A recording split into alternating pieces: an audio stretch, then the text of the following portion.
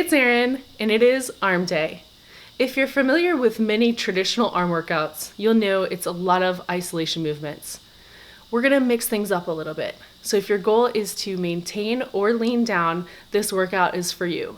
We'll be doing a lot more compound movements and supersets. So you're obviously gonna work your bis and your tris, but secondarily, you're gonna work chest, back, and core.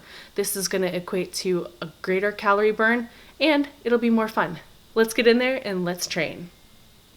The first superset is a close grip bench press, followed by dumbbell hammer curls. This is an awesome superset when the gym is crowded or if you're in a time crunch. Just grab your dumbbells and walk over your bench.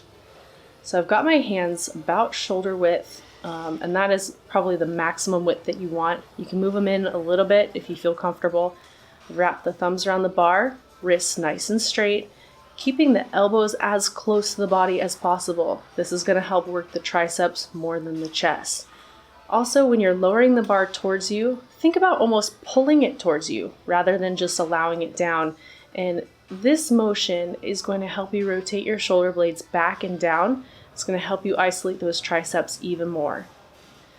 Try to use a mid-rep pause here. That mid-rep pause is going to be responsible for greater muscle fibers firing. This is really important for sculpting the muscles and for muscle growth. And then as you're pushing the bar up, think about stopping about mid-chest and pushing up and slightly back. So 4 sets of 10 here. And you want to go as heavy as you possibly can while still maintaining proper form. Those last 1 to 2 reps should be hard, but really think about just using your triceps to push the weight. Now on to dumbbell bicep hammer curls. And here you'll notice that I've got a neutral grip. So I'm keeping those dumbbells right at my side.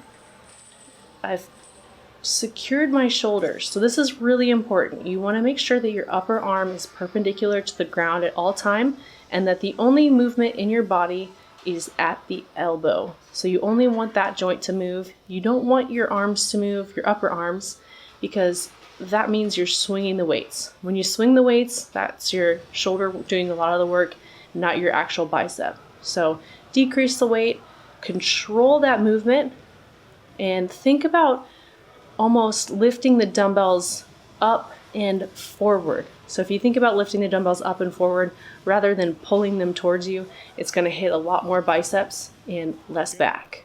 The next superset is a Smith machine decline close grip push-up followed by an inverted row. I've got the bar set at about hip height. If you don't have a Smith machine, you can set this up at the squat rack. Just make sure you secure that bar, put a lot of weight on the bar, or rack it where it doesn't move. So here I've got my hands about shoulder width apart, again with the elbows close to the body. This is going to help work just the triceps. I'm keeping my shoulder blades back and down. There's, again, that tendency to almost shrug, and when you pull your shoulders up, you're going to use mostly your shoulders and not your triceps. Keep the core nice and tight. This is great because it's going to work chest and core secondarily. And do 4 sets of as many reps as possible on both the push-ups and the inverted rows. So if it becomes difficult and you feel your hips starting to sag a little bit, you feel like you're starting to use your chest or your shoulders more, then call it. Just work up to 4 sets of 10 to 12 reps if you can, but know that you're probably going to get 10 on the first set, maybe 8, maybe 6, maybe 4 as you keep going. So here's the inverted row. Keeping that core nice and tight so hips always stay in line with the shoulders. I've got a close grip here, so my thumbs are wrapped around the bar. This is going to really help engage those biceps.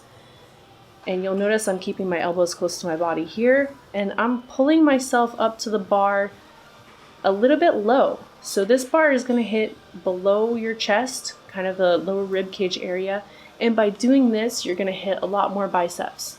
Biceps are a mirror muscle, so you're going to be able to look right or left, glance at those biceps, and you can see them working. If they're not working, then adjust your stance just a little bit to where you're pulling that bar a little bit lower, or maybe move your grip in or out. But this should be really great for working on that mind-muscle connection.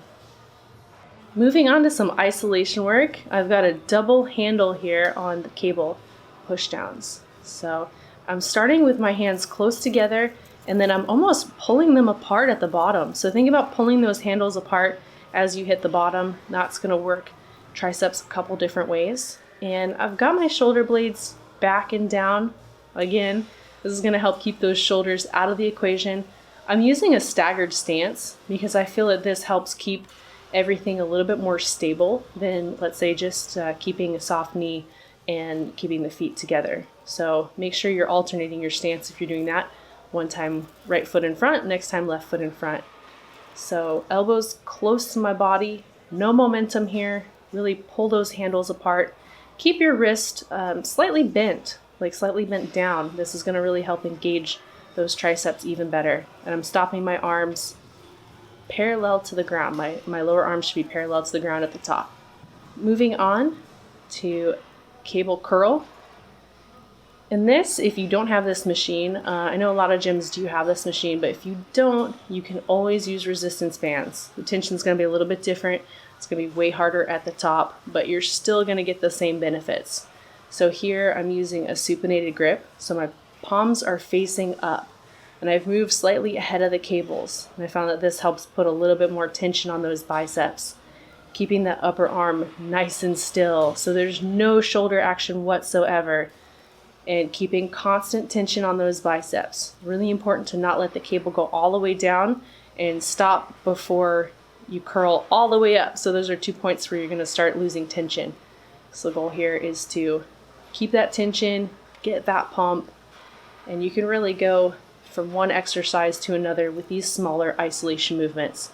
So I'm going to do 4 sets of 10. I'm going to go straight back and do triceps and then biceps.